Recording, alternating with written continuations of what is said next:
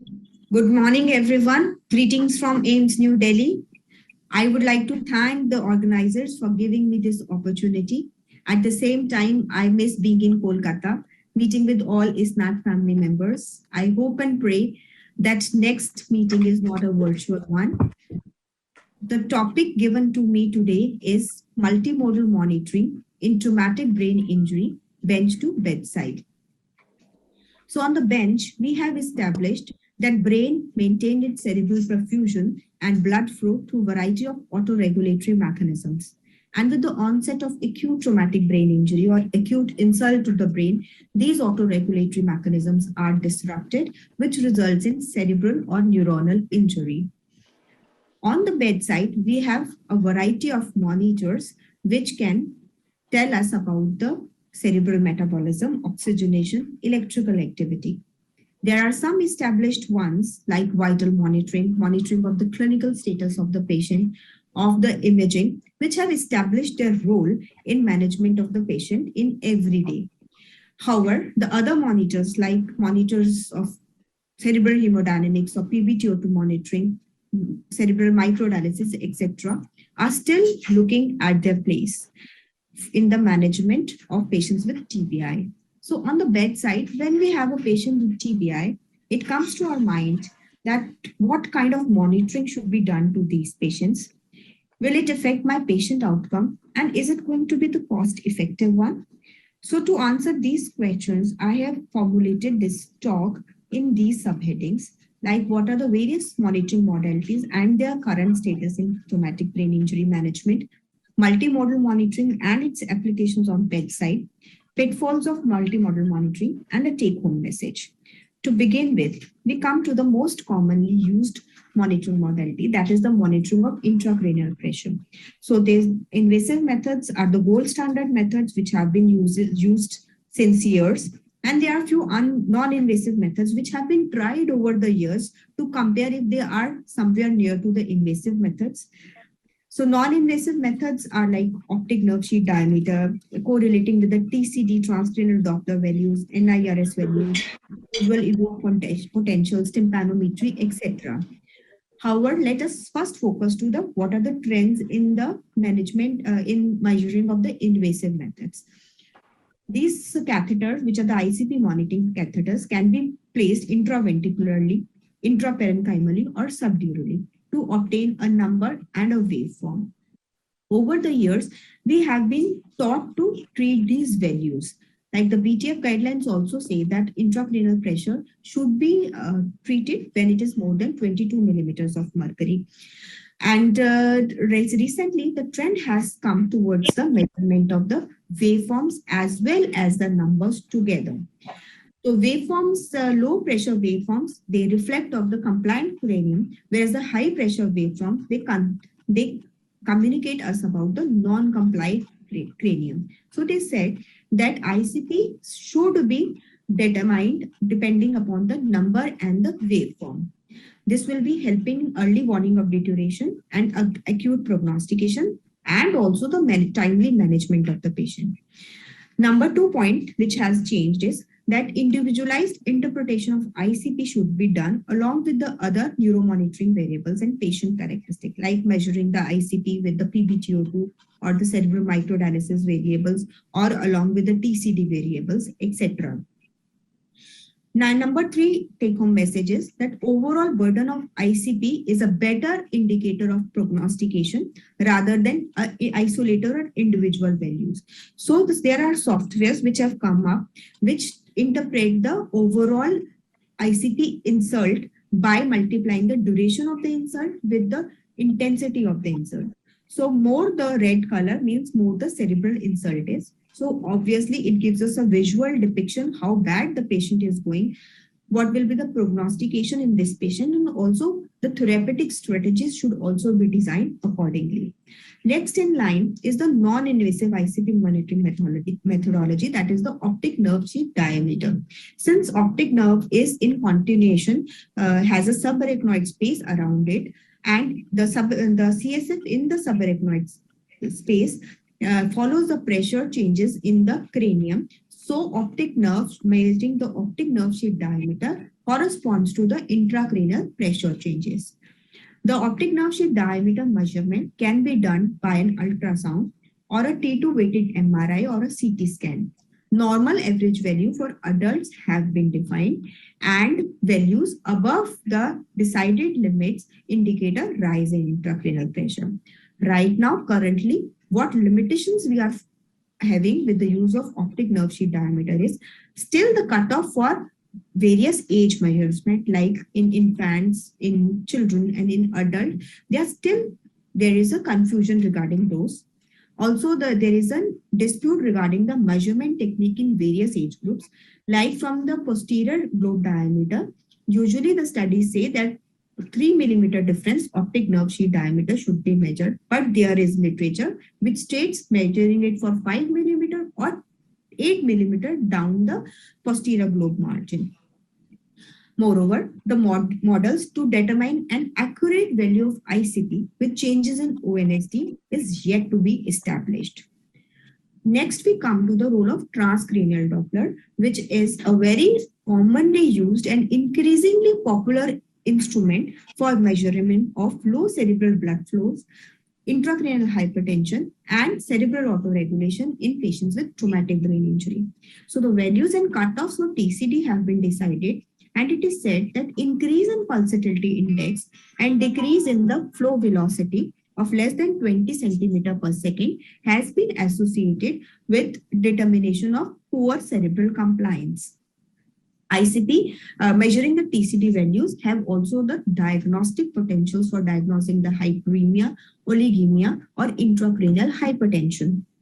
Similarly, measuring the TCD values and looking at the intracranial compliance by measuring the pulsatility index and also measuring the flow velocity can also help us determine the therapeutic plan for the osmotic agents, optimization of ventilation, and surgery. Definitely, TCD values, which indicate a high pulsatility index and low flow velocities, have a prognostic value for management of for outcome of these patients of TBI. This is a study which has been conducted at our institute, which looks at the correlation between invasive and non-invasive techniques of intracranial pressure measurement in pediatric TBI. Herein, it was seen that ONSD and PI and combination of both strongly correlate with the invasive ICP values. The optimal cutoff values defined by our study in these pediatric patients was 5.95 for ONSD and 1.065 for PI with a reasonable sensitivity and specificity. Next, we come to the monitors of cerebral oxygenation. Brain tissue oxygen tension. This monitor has been widely studied in many clinical trials, which consists of placing a small cloud-type electrode in brain at rest, usually with an ICP and temperature sensor. It reflects the availability of oxygen for oxidative metabolism. Clear-cut cutoffs and average values have been defined. So it is said that if PbTO2 is less than 15 to 20 millimeters of mercury, therapeutic interventions targeted at increasing the PbTO2 should be started. So this study was modality was studied in a big study, which is the BOOST-2 trial for the management of severe traumatic brain injury, where treatment protocol directed at managing the ICP and PbTO2 was tested for its sensitivity, for its safety and efficacy. So PbTO2 values greater than 20 were treated normal, less than 20 were indication for intervention. Similarly, ICP greater than 20 was indication for intervention. It was seen that treatment guided by PbTO2 and combined ICP monitoring reduced the proportion of time with brain tissue hypoxia. ICP control was similar in both the groups, and it is feasible and safe to do PbTO2 monitoring along with ICP monitoring in TBI patients. Though it was not the primary objective of the study, was not powered to see the secondary outcome, but there is a hint towards better GOSE at 6 months and DRS with the use of PbTO2 and ICP monitoring.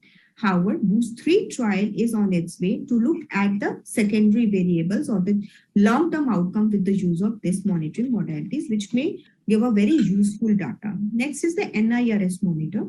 NIRS Monitor is a non-invasive bedside portable monitor of cerebral oxygenation, apparently very lucrative because of its non-invasive nature.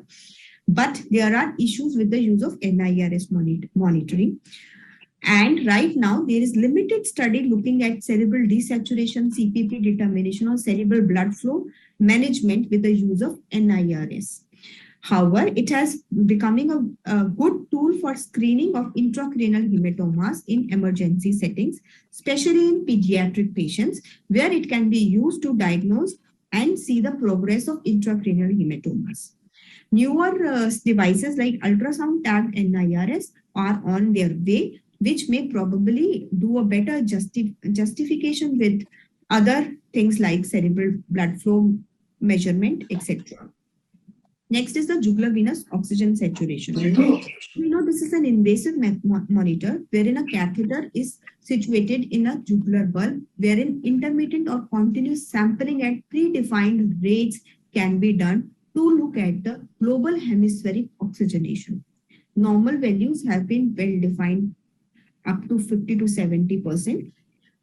Brain Trauma Foundation guidelines have advocated using the JVO2 monitoring for institution of hyperventilation in the first 24 hours.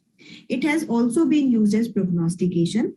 There are also studies wherein JVO2 has been used to correlate with the clinical outcome, like full force score in severe TBI patients, and also has been used to compare the various anesthetic regimes used in patients with traumatic brain injury. But the role of JVO2 monitoring and its effect on outcome is not very well established, and routine monitoring of JVO2 in all TBI, severe TBI patients still is not clear. Next, we come to the monitors of cerebral metabolism. So I would like to talk about the cerebral microdialysis, wherein a small microdialysis probe is kept into the interstitial brain parenchyma and a perfusate fluid is circulated through it. And there is an exchange of various metabolites from brain capillaries, interstitials placed to the microdialysis probe, and a dialysis fluid which was circulated through the probe is removed from the patient in the form of around few microliters of the sample. This sample is in turn placed in the analyzer to find the various values of the cerebral metabolism. The most commonly measured values are the lactate pyruvate ratio, lactate pyruvate, cerebral glucose. Now, the biochemical changes which occur well ahead of the clinical and global symptoms is the main advantage of studying the microdialysis. So if we start treatment at the time of biochemical changes, so probably the clinical symptoms would improve. Thereby, cerebral microdialysis gives us a window of opportunities at the time where we can change the patient outcome. Apart from the cerebral energy metabolism parameters, markers of cell membrane degradation, amino acids, proteins, or other markers can also be studied with the cerebral microdialysis. The main things which are proposed after cerebral microdialysis are, apart from early warning for the secondary results, it has also been used for monitoring of serum glucose, cerebral glucose, CPP augmentation or reduction, transfusion threshold, determining the effect of body temperature on cerebral biochemistry, outcome and prognostication. So on the bedside, we have few studies from our institute. The first one was published in 2016, which was the correlation between the intracerebral glucose and blood glucose. In our study, we found that there was a poor correlation between plasma and cerebral glucose. Neither mean glucose values nor the mean cerebral glucose values predicted the outcome at 3 months. However, the good outcome patients had fewer episodes of hypo as well as hyperglycemia. The next study was to establish the metabolic patterns after decompressive perenectomy in severe TBI patients, wherein we saw both mitochondrial dysfunction and ischemia.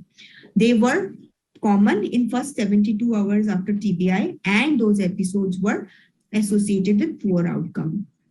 And now we had this intervention or the therapeutic study wherein microdialysis was used to see the incidence of cerebral ischemia and also the correlation between CPP, ICP and lactate pyruvate ratio, and effect of cerebral pressure augmentation or ischemia biomarkers. This was a small study of just 7 patients, wherein we saw that one patient had cerebral ischemia and one was having cerebral mitochondrial dysfunction. However, we could not see any correlation between cerebral perfusion pressure, ICP, and CMD variables. There were 2 patients who had lactate pyruvate ratio more than 40. In those patients, we augmented the mean arterial pressure with noradrenaline. However, the post-augmentation values of lactate pyruvate were not significantly higher, or they did not change the lactate pyruvate ratio and other cerebral biochemistry in these patients. So overall, we could not establish the role of cerebral microdialysis, or we could not establish the role of cerebral perfusion augmentation with the correction of microdialysis parameters in our study. The next monitor, which is commonly used, is continuous EEG monitor.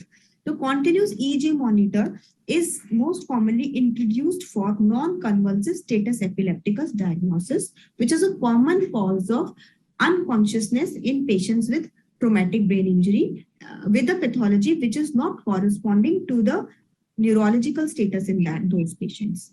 So since the EEG continues for 24 hours or more, will generate lots and lots of data which is difficult to interpret. So there are softwares which do a power spectrum analysis, and they gave us a color density spectral array wherein the color coded changes in electrical activity of the brain can be seen. Now we have lots of monitors which are telling us about oxygenation, about the pulsatility index, about the ICP changes, about so many variables. Now what to do with it? It is practically impossible to go and look at each monitor, see its value, correlate with the other monitors and form a therapeutic plan. So what was required is like integration of all those monitors. Otherwise it will become like blind men trying to define an elephant. So that integration is supposed to integrate all the displayed information together and help us to make a therapeutic plan. So on the bedside, on the bedside, we have some software. This one is ICM Plus from the Cambridge University, wherein it is able to integrate all the bedside monitors. Like you can put in or plug in all your hardwares and software inside the monitor, putting an ICP monitor output into this monitor, putting a CPP monitor, auto regulation indices, PBTO2, whatever you have into this monitor to obtain a one single screen of values along with some secondary indices also. So this is one of the examples I have taken from their website only, whereas they have done the integration of PBTO2, CPP, arterial blood pressure, ICP, pressure regulatory index, ETCO2, and respiratory rate on a single screen. Here we can see that at 11:30, there is a rise in ICP. This rise in ICP was treated by increasing the respiratory rate, which led to decrease in ETCO2, and at the same time, it also led to decrease in PBTO2. So certain kind of intervention, we can see that what is the effect of that intervention on all other variable parameters. At the same time, it also tells us what is the relation between the ETCO2 and ICP. So for decrease in ICP, how much decrease in ETCO2, how much ICP is decreasing, or for decrease in ETCO2, how much PBTO2 is decreasing. Similarly, it can also tell us about the derived parameters. So in this, it is the pressure reactivity, which it has calculated as a secondary variable. Then this red pressure reactivity indicates a poor pressure reactivity index, which indicates that if increase in MAP is there will be a corresponding increase in ICP also. Whereas this PRX is green, which indicates that this patient is pressure active. So this is good pressure reactivity after traumatic brain injury, and increase in mean arterial pressure may not increase the ICP values. Similarly, this software can also calculate the optimal CPP from the various given values. Now, these are the many pros of the multimodal monitoring, that we have ample of data, we have time synchronized formats, we have trends, we can annotate our data, we can put in the therapeutic intervention in our results. But at the same time, there's immense of data. Just imagine in every minute, every second, you are having lots and lots of information coming to us. So it kind of results in data explosion. And there are issues for this data integration and interpretation. And currently we are having less of algorithms or the working algorithms which can actually tell us what has to be done with that many of data, because we have lack of thresholds for treatment and interventions. So though it is developing right now, it is little difficult to interpret the data and treat the patient. So if we come to our initial question, that what should be the choice of monitoring modality, what is the effect on patient outcome, and is it cost effective, then we are currently unclear if all TBI patients can benefit from neuromonitoring, but it seems plausible if certain types of injuries or phenotypes which may do better with the multimodal monitoring guiding interventions. However, various established monitors like ICP monitor or the monitoring non-invasive monitors like TCDs are being increasingly used for the patients for this diagnostic as well as the therapeutic interventions. Available monitors should be used to generate more data according to our own setup so that we can understand it better and make our own therapeutic plans. ICP and PBT-O2 monitoring, probably in vulnerable patients where there is a zone of penumbra around the lesion, are good for management or guiding the treatment, and they are likely to result into better outcomes. Use of ultrasound in neurocritical care should be increased because it has a future potential because of its non-invasiveness. The take-home message is monitoring is fundamental to the care of critically ill TBI patients. High-quality evidence is still elusive. However, there are substantial challenges for conduct of robust prospective outcome studies. Advanced informatics is promising and may provide us a supportive tool to interpret physiological events and guide physiological-based therapeutic decisions. Thank you very much.